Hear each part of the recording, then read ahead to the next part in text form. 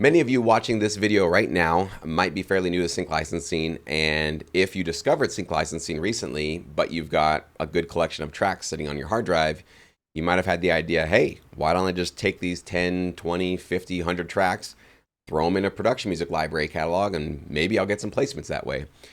Sorry to be the spoiler for you, but 90% of the time, it usually doesn't work out that easily because when you produce music for TV film sync licensing, there's a specific format and a structure that you do need to follow. And the gentleman you see on screen here, Philip Pence, is somebody that can help you figure out what that structure is and what works because he, like myself and many of our other professionals in our pro feedback platform, have made all the mistakes. We've tried all the things, we've tried all the gimmicks, we've tried all the shortcuts, and we've usually found that they don't work. And usually you just have to do the proper right approach to your production music. Doesn't mean you can't rework some of your existing tracks, but 9 times out of 10, you do need to come to this business understanding that there are certain structures, golden rules that you do need to follow to make sure that your tracks are licensable, marketable, and most importantly, useful for TV shows, movies, and commercials.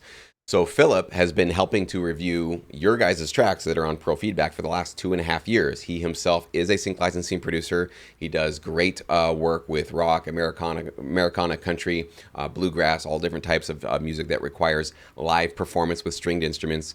And he has been coaching many of you guys for the last couple of years for how to make sure that your tracks pop off the shelf and increase the chances that they're going to get placed as highly as you possibly can. Of course, that's all out of our control, but as long as you're doing everything that you can to create as much licensability and marketability with your tracks, you can at least know and rest assured that you're doing all that you can to push the odds of success in your corner. So, Philip, man, thank you so much for being here. Why don't you go ahead and just introduce yourself to those of you that don't know you? What styles of music are you really focusing on? What have you been doing in your sync licensing career, essentially, for the last couple of years?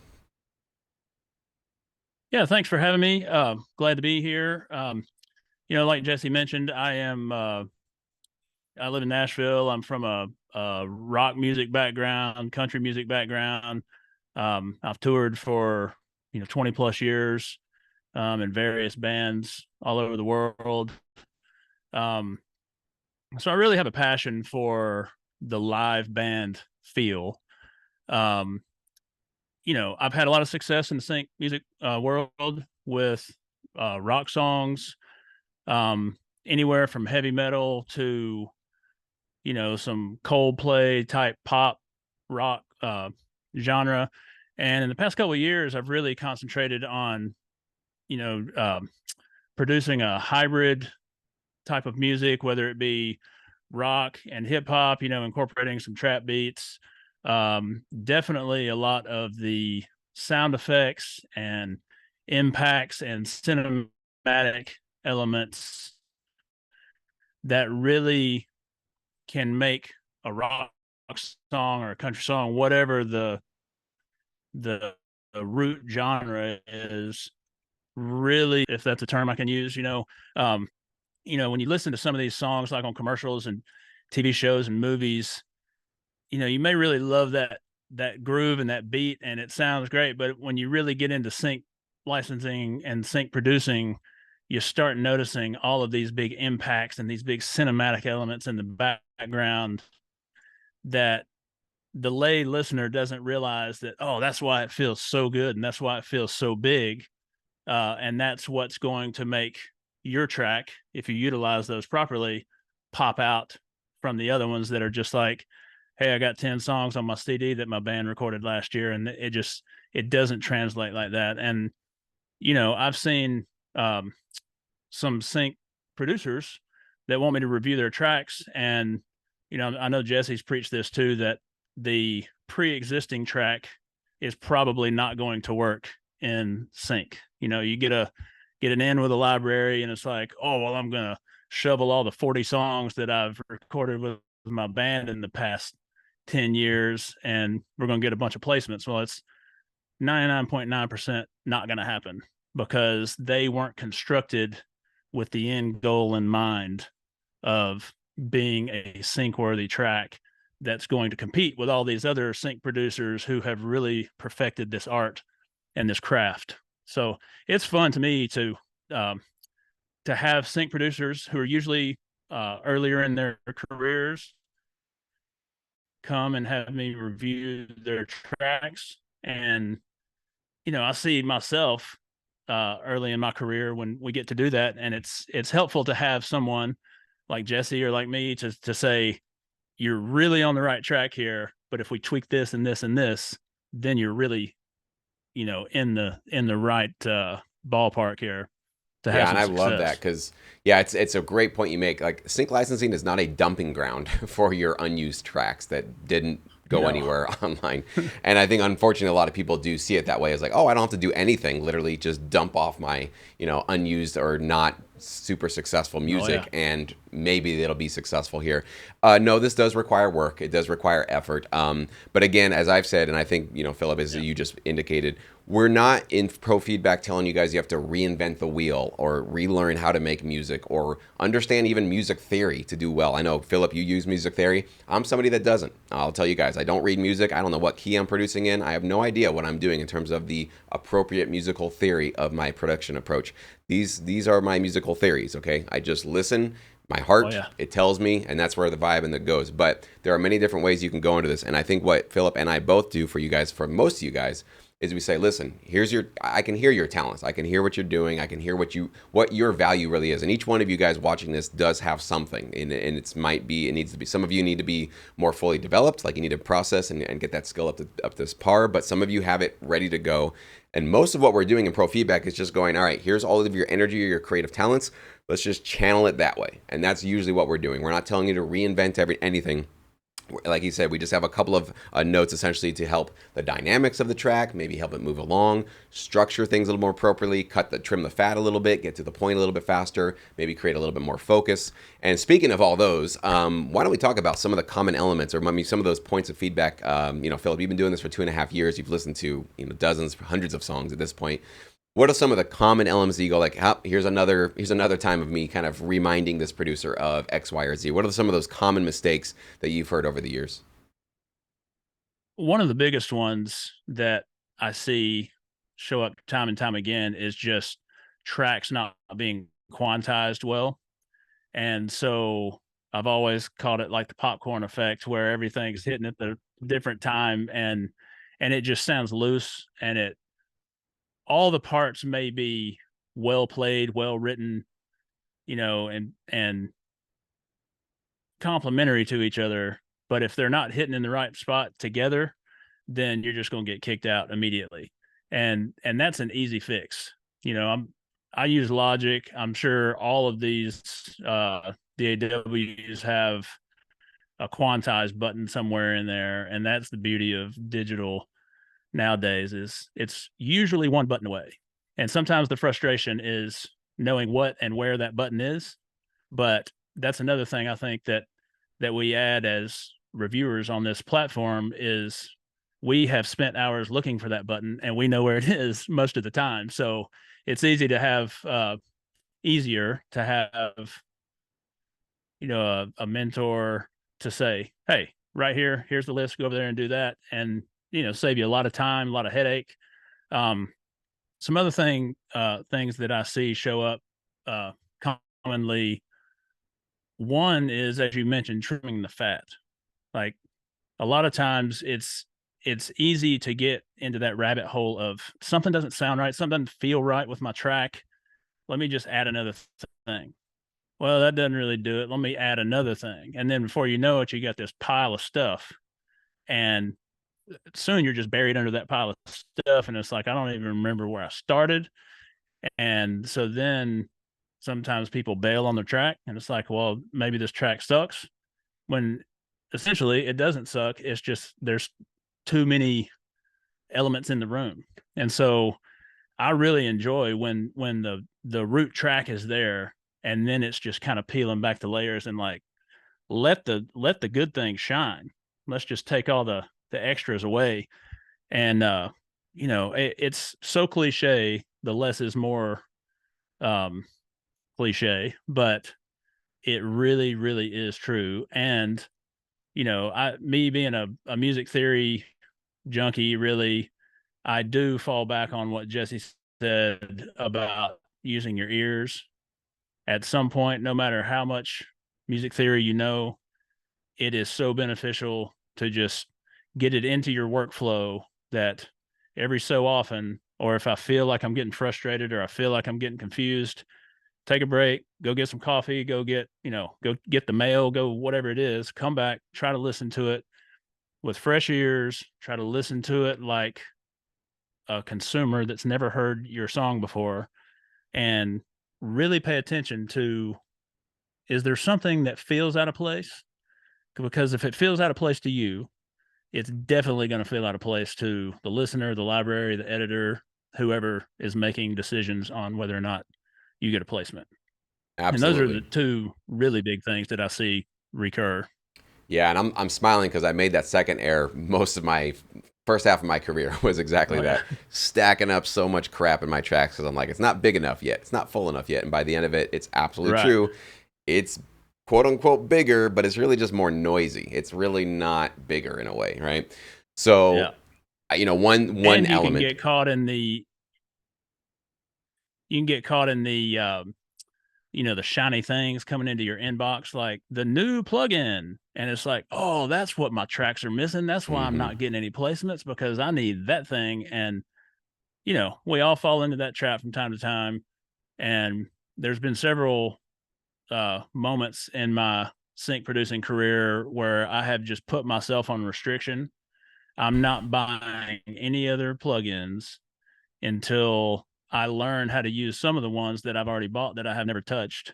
And you find the ones that you use well and that really enhance your track, rather than just, a big shiny meter or a shiny, plug-in interface. Um, so it's really ears and using what you know how to use that will Totally. benefit And you. yeah, and building that internal inner confidence. That's really the name of the game. And I'm hoping for all of you guys that are in pro feedback or want to join us, that's really what I want you guys to get out of the service. Because the point of the service is not to have you guys sign up forever and constantly be getting feedback forever.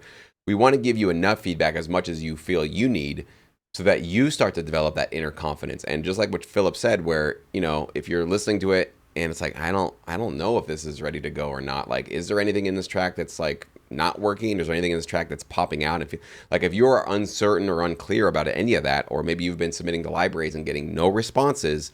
I just actually had an email with somebody who's been going through this for a year and a half, and just now I said, send me your tracks. I got to hear what you're doing. And sure enough, I hear it. I'm like, had you been in pro feedback a year and a half ago, we would have set you on a different path, because what he was doing is not what a library is going to want. So I hate hearing those stories, but at the same time, no excuses, guys. We've got services for you. It's here, it's available. And if you guys want to get some of that kind of professional second opinion on your music, to give you like, oh yeah, maybe your hunch was right that you had something that was off in your track, and we can confirm that for you, then that helps you build your own inner confidence to go, okay, yeah, no, I was right about that. Or maybe there's something you're not hearing at all. We've had some of these back and forth with some members where they disagree with me.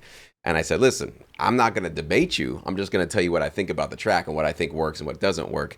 If you disagree with me, that's totally fine. But that's what you guys are signing up for. That's what you guys are paying for, is to get somebody like myself, like Philip, and other pros on the platform that have been through this rodeo for a long time. And we've already made, like I said, we've made the mistakes. We know what works, what doesn't work. So that kind of just professional second opinion on your music can help you. Again, our purpose here is to get you to start to get that internal dialogue going on of like, is this working or is this not working? And within a few review sessions, either our live ones with me or with the ones you guys go through with Philip or other pro reviewers, you should start to develop that for yourself, to go, okay, I'm going on the right direction with these elements, and these elements I can kind of improve upon. And that's what we really want you guys to get out of this service.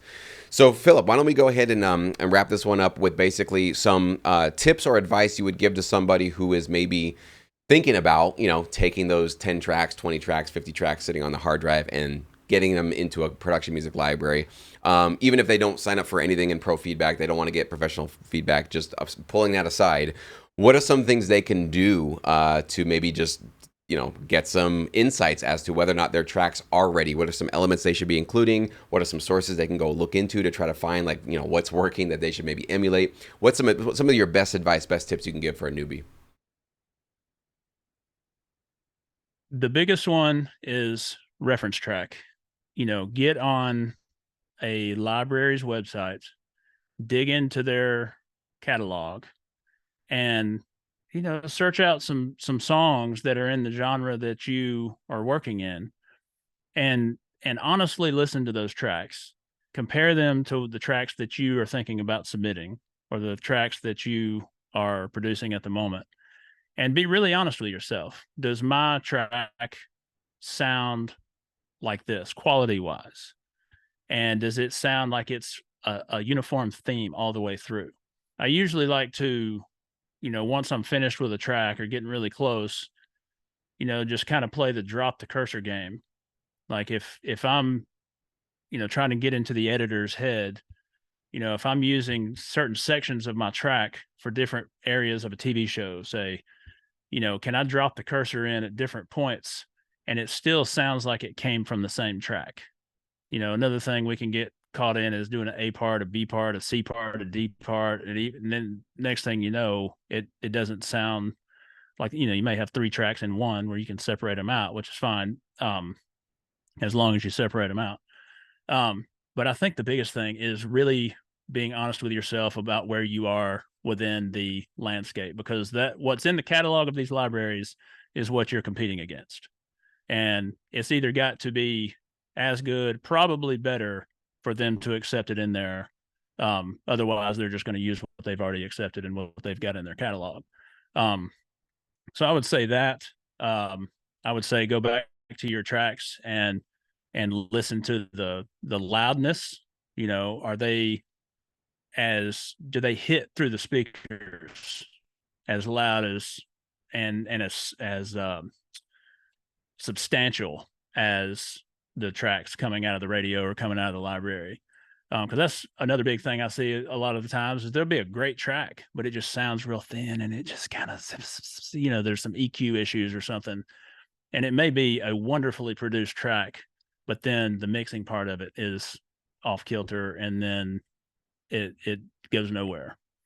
So listen. I think that's the biggest thing, and be honest with yourself and know that, I always like to say, like, Tiger Woods was not born being a world champion golfer. Like, everybody that is in an accelerated point in their career had to learn at some point from somebody else and build these skills as you go. So just, I say, give yourself some grace. And if you really want to learn how to do this, then, be humble, take the constructive criticism and use what you feel like is helpful, and try to implement those tips and those techniques and see where you are. And we're here to help. Absolutely. And I love that because, I always, anytime I have one of these premium services that we develop and offer, I'm always thinking, what would 2008 Jesse benefit from, right? Because back in the early days, my tracks were not that good. I think I had some fire riffs. I had some really cool ideas, just as Philip was saying, but my mixes were thin. My drums were not hitting heavy. My mixes were not loud enough. I had problems, right? And so just being new into my sort of journey into producing music, I had to learn. And I remember back then burying my head in the sand about those issues, like knowing that my tracks weren't loud enough, knowing that my drums, because I can hear it, I can hear the difference between my track and another track that just sounds a lot better and fuller than mine, but not really knowing where to go, and just kind of, okay, I'll just not think about that and just keep moving forward. And so I always think, like, man, if I had a professional feedback service that I could just sign up for from home, I don't have to go anywhere. I don't have to like travel to a studio. I could just literally just send in my track from my home studio, have somebody on camera like you guys are seeing here, review the track, let me know, yeah, you can definitely get louder on your mix, and here's what you can potentially do to do that, or here's what is missing or lacking, and just somebody to kind of push me a little bit more. And yes, that means that I'd have to turn down my ego dial quite a bit and go, okay, I got to go into humble mode and realize I'm here to learn, I'm here to get better. But as long as I'm getting the feedback from somebody that I get to know, like you guys are getting to know Philip right now and our other professionals, you at least get this human to human connection. And I think that's what separates our review service from many other ones I've seen online, where you don't even really know, you have no relationship with the person reviewing your music. It's like an anonymous person. Maybe you got their name, but you don't know, like, what are their credits, what have they done, or even being able to watch their previous reviews. You guys get to do that in Pro Feedback. You can actually look through all of Philip's previous reviews or any of our other professional reviewer reviews and get a vibe for like what kind of people are they, and what kind of review do they give? Are they, too critical for you? Are they more, your sort of style or your vibe or the way that they give feedback? You feel like, oh yeah, I could really vibe with this person. You guys get to shop around and change from month to month if you want to. And of course, you guys get to get feedback from me through our live monthly reviews. So between all of this stuff going on the platform, there's literally nothing better. I don't think there's any other better service out there for you guys that really want to take this seriously and get some professional coaching and consulting on your particular tracks. So thank you so much, Philip. Appreciate your time today, buddy. And if you guys want to use Philip, definitely make sure you sign up and request him right there on the Pro Feedback platform, and he'll be happy to review your track as soon as possible.